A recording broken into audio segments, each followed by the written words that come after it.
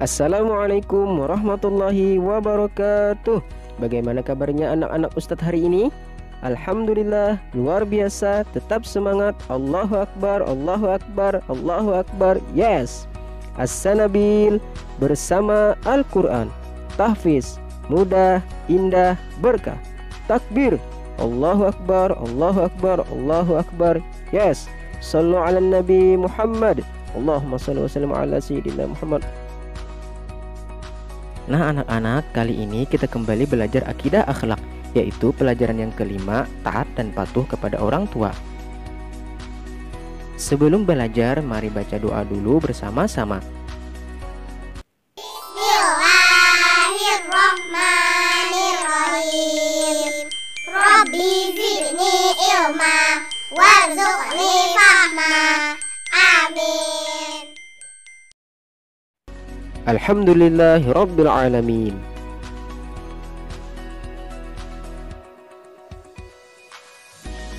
Taat dan patuh kepada orang tua merupakan salah satu kewajiban yang harus dilakukan oleh anak muslim. Setiap anak harus berperilaku sopan dan halus kepada orang tua, mengerjakan apa yang diperintah orang tua, dan selalu menghargai apapun usaha yang telah dilakukan orang tua. Taat dan patuh kepada orang tua merupakan salah satu amal soleh yang mulia. Dibandingkan dengan apa yang kalian lakukan sekarang, belum bisa menandingi pengorbanan yang telah orang tua kalian lakukan. Mulai dari sekarang, patuhilah perintah kedua orang tua kalian dan jangan pernah mendurhakai mereka. Nah, apakah kalian sudah membiasakan diri untuk taat dan patuh kepada kedua orang tua di rumah? Biasakanlah diri kalian untuk patuh dan taat kepada orang tua, karena hal tersebut merupakan salah satu cara untuk berbakti kepada mereka. Pada pelajaran kali ini, kita akan membahas tentang pengertian taat dan patuh kepada orang tua beserta contoh-contohnya. Nabi Ibrahim alaihissalam adalah figur seorang bapak yang soleh. Begitu pula dengan Nabi Ismail alaihissalam yang merupakan contoh keteladanan bagi seorang anak yang patuh dan taat kepada orang tua.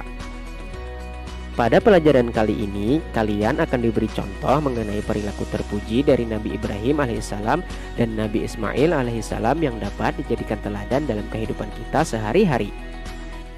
Nabi Ibrahim alaihissalam dikenal sebagai salah seorang nabi atau rasul ulul azmi yang memiliki keteguhan. Beliau juga sering disebut sebagai Khalilullah atau kekasih Allah. Nabi Ismail alaihissalam adalah putra Nabi Ibrahim alaihissalam dengan istrinya yang bernama Siti Hajar.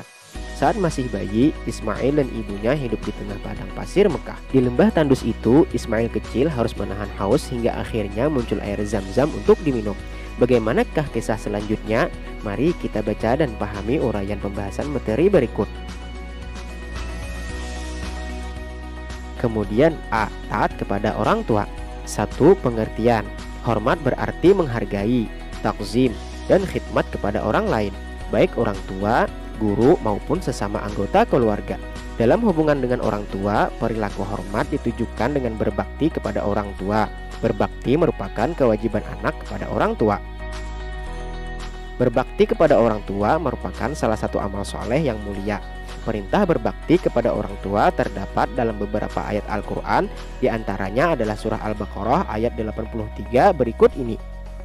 Wa idh akhadna mitsaqa bani Israila la ta'buduna illallah bil walidaini ihsana wa bil walidaini ihsana wa dzil qurba wal yatama wal masakin wa qulu linnasi husna wa aqimus salata wa atuz zakah thumma tawallaitum illa qalilan minkum wa antum mu'ridun.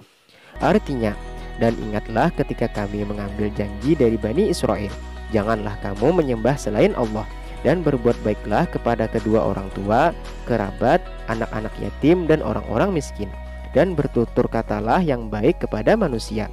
Laksanakanlah sholat dan tunaikanlah zakat. Tetapi kemudian kamu berpaling mengingkari, kecuali sebagian kecil dari kamu, dan kamu masih menjadi pembangkang.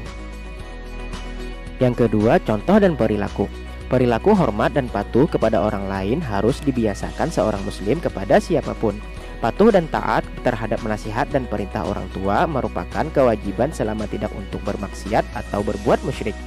Apabila orang tua memerintahkan untuk berbuat maksiat atau kemusyrikan, kita harus menolaknya dengan cara yang sopan dan tidak menyakitkan. Dalam keadaan apapun, kita harus tetap menjalin hubungan yang baik dengan orang tua. Berikut contoh-contoh perilaku hormat dan patuh kepada orang tua. Yang pertama, senantiasa berbuat baik dan bersikap hormat baik dalam tingkah laku maupun tutur kata terhadap kedua orang tua. Yang kedua, menuruti keinginan dan saran orang tua selama keinginan dan saran-saran itu tidak melanggar ajaran agama. Yang ketiga, membantu kedua orang tua sesuai kemampuan. Yang keempat, mendoakan orang tua semoga diberi umur panjang oleh Allah Subhanahu wa Ta'ala. Yang kelima, menjaga dan merawat orang tua ketika orang tua sakit. Yang keenam, setelah orang tua meninggal dunia, kita menghormati orang tua dengan mendoakannya. Yang ketiga, hikmah taat dan patuh. Hikmah yang dapat diambil dari berbakti kepada kedua orang tua antara lain seperti berikut. Yang pertama, berbakti kepada kedua orang tua merupakan amalan yang paling utama. Yang kedua, apabila kedua orang tua kita ridho atas apa yang kita perbuat, Allah Subhanahu wa Ta'ala pun ridho. Yang ketiga, berbakti kepada kedua orang tua dapat menghilangkan kesulitan yang sedang dialami, yakni dengan cara bertawasul dengan amal soleh tersebut. Yang keempat, berbakti kepada kedua orang tua akan diluaskan rezeki dan dipanjangkan umur. Yang kelima, berbakti kepada kedua orang tua dapat memasukkan kita ke jannah atau surga oleh Allah Subhanahu wa Ta'ala. Kemudian B, kisah Nabi Ismail alaihissalam. Nabi Ismail alaihissalam adalah putra Nabi Ibrahim alaihissalam dengan Siti Hajar. Pada saat masih bayi, Allah Subhanahu wa Ta'ala memerintahkan Nabi Ibrahim alaihissalam untuk menempatkan Siti Hajar beserta putranya di suatu lembah yang sangat tandus dekat bangunan suci yang disebut Ka'bah. Nabi Ibrahim alaihissalam membawa Siti Hajar dan putranya ke tempat tersebut dan meninggalkannya. Setelah pembekalan yang dibawa Siti Hajar habis, terutama air, Siti Hajar mencari kemana-mana, namun tidak mendapatkan hasil. Siti Hajar melihat ke arah Safa, ia berlari-lari sepertinya di tempat itu ada air, tetapi ternyata ia tidak mendapatkan air. Kemudian ia melihat ke arah Marwa, sepertinya ada air di Marwa, ternyata juga tidak didapatkan air. Hal tersebut dilakukan Siti Hajar sampai 7 kali. Atas peristiwa tersebut, Allah Subhanahu wa Ta'ala mengutus malaikat Jibril untuk menyuruh Ismail yang masih bayi menjejakkan kakinya ke pasir. Setelah itu, dengan izin Allah Subhanahu wa Ta'ala, keluarlah air yang sangat jernih. Mengetahui hal tersebut, Siti Hajar mengumpulkan air yang keluar dengan mengatakan Zam-Zam berkumpul. Setelah peristiwa itu, banyak kafilah dagang yang mampir dan meminum air Zam-Zam. Akhirnya di tempat tersebut menjadi ramai. Nabi Ibrahim alaihissalam kembali ke Mekah dan tinggal bersama Siti Hajar dan Ismail. Setelah Ismail alaihissalam mencapai masa kanak-kanak, Nabi Ibrahim alaihissalam mendapat wahyu melalui mimpinya untuk menghilangkan nyawa putranya yang bernama Ismail. Setelah diutarakan mimpinya, Ismail menyuruh ayahnya untuk segera melaksanakan perintah Allah tersebut dan menerimanya dengan ikhlas. Akhirnya, Nabi Ibrahim alaihissalam membawa Ismail ke suatu lembah untuk melaksanakan perintah Allah Subhanahu wa Ta'ala. Ismail alaihissalam diikat dengan tali agar nyaman. Pada saat dihilangkan nyawanya, terjadilah suatu keajaiban. Ismail diganti oleh Allah Subhanahu wa Ta'ala dengan seekor domba yang sangat besar.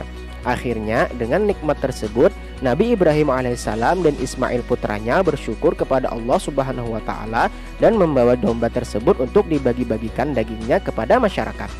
Setelah Ismail alaihissalam menginjak usia dewasa, Nabi Ibrahim alaihissalam mendapat perintah dari Allah Subhanahu wa Ta'ala untuk membangun Ka'bah. Ka'bah dibangun oleh Nabi Ibrahim alaihissalam dan Ismail. Setelah bangunan Ka'bah tinggi, Nabi Ibrahim alaihissalam menyuruh Ismail alaihissalam mencarikan batu sebagai pijakan. Pijakan kaki Nabi Ibrahim alaihissalam itu sampai sekarang masih dapat disaksikan atau dilihat di sekitar bangunan Ka'bah. Selesai membangun Ka'bah, Nabi Ibrahim alaihissalam berdoa, "Ya Allah, terimalah amal kami dan jadikanlah kami berdua orang yang tunduk dan patuh kepadamu. Tunjukkanlah kami berdua cara-cara dan tempat-tempat ibadah haji kami, serta terimalah tobat kami, sesungguhnya Engkaulah Maha Penerima tobat dan Maha Penyayang." Kemudian C. Hikmah kisah Nabi Ibrahim alaihissalam dan Nabi Ismail alaihissalam. Yang pertama, proses pencarian air yang dilakukan oleh Siti Hajar ke Bukit Safa dan Bukit Marwah diabadikan oleh Allah Subhanahu wa Ta'ala dalam prosesi ibadah haji yang disebut dengan sa'i. Sa'i adalah berlari-lari kecil dari Bukit Safa ke Bukit Marwah yang berjumlah 7 kali pada saat menjalankan ibadah haji. Yang kedua, air yang keluar dari pijakan kaki mungil Ismail dinamakan Zam-Zam. Air Zam-Zam dan sumurnya hingga sekarang masih dikenal di khalayak ramai muslim di seluruh dunia. Air Zam-Zam memberikan kehidupan pada masyarakat di sekitarnya dan masyarakat dunia. Yang ketiga, bangunan suci yang dibangun oleh Nabi Ibrahim alaihissalam dan Ismail bernama Ka'bah. Ka'bah merupakan kiblat kaum muslimin ketika mendirikan sholat, juga merupakan tempat untuk berhaji. Yang keempat, tempat tandus yang ditinggali oleh Ismail alaihissalam dan Siti Hajar namanya adalah Mekah, suatu kota yang mana dari kota tersebut terlahir seorang nabi dan rasul sebagai penutup para nabi dan rasul, yaitu Nabi Muhammad SAW. Kemudian D. Meneladani perilaku Nabi Ismail alaihissalam. Pelajaran yang dapat diambil dari kisah Nabi Ismail alaihissalam adalah sebagai berikut. Yang pertama, Nabi Ismail alaihissalam merupakan seorang anak yang taat kepada Allah Subhanahu wa Ta'ala. Ketaatan beliau terlihat ketika Nabi Ibrahim alaihissalam memberitahukan adanya perintah Allah Subhanahu wa Ta'ala untuk menyembelih Nabi Ismail, ia tidak menolak. Nabi Ismail alaihissalam patuh terhadap perintah Allah dan meminta ayahnya agar segera melaksanakan perintah itu. Yang kedua, Nabi Ismail alaihissalam merupakan anak yang berbakti kepada orang tuanya. Beliau tidak membenci ayahnya meskipun ketika bayi ditinggalkan di padang tandus. Nabi Ismail alaihissalam menyadari bahwa semua yang dilakukan ayahnya, Nabi Ibrahim alaihissalam, merupakan perintah Allah Subhanahu wa Ta'ala yang wajib dilakukan. Yang ketiga, Nabi Ismail alaihissalam selalu bersikap sopan dan santun kepada orang tua.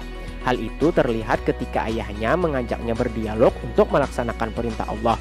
Ia mengatakan dengan lembut kepada ayahnya bahwa itu merupakan ujian dari Allah Subhanahu wa Ta'ala agar ia termasuk orang yang soleh.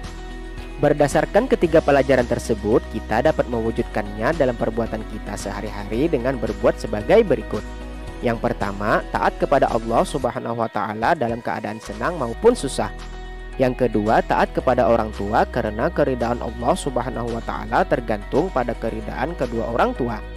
Yang ketiga, semua perintah Allah Subhanahu wa Ta'ala harus kita laksanakan dan menjadi prioritas atau yang didahulukan, serta melaksanakan perintah tersebut dengan ikhlas hanya karena Allah Subhanahu wa Ta'ala semata saja dan menerima semua risiko yang ditimbulkannya. Yang keempat, menyampaikan pesan harus dengan baik dan tidak memaksa. Yang kelima, menumbuhkan kesadaran dengan dialog lebih penting daripada dengan paksaan dan ancaman. Alhamdulillahirabbil alamin. Nah anak-anak, untuk pelajaran kita kali ini cukup sampai di sini dulu. Semoga apa yang telah kita pelajari bermanfaat dan berguna untuk kita semua. Wabillahi taufiq wal hidayah. Assalamualaikum warahmatullahi wabarakatuh.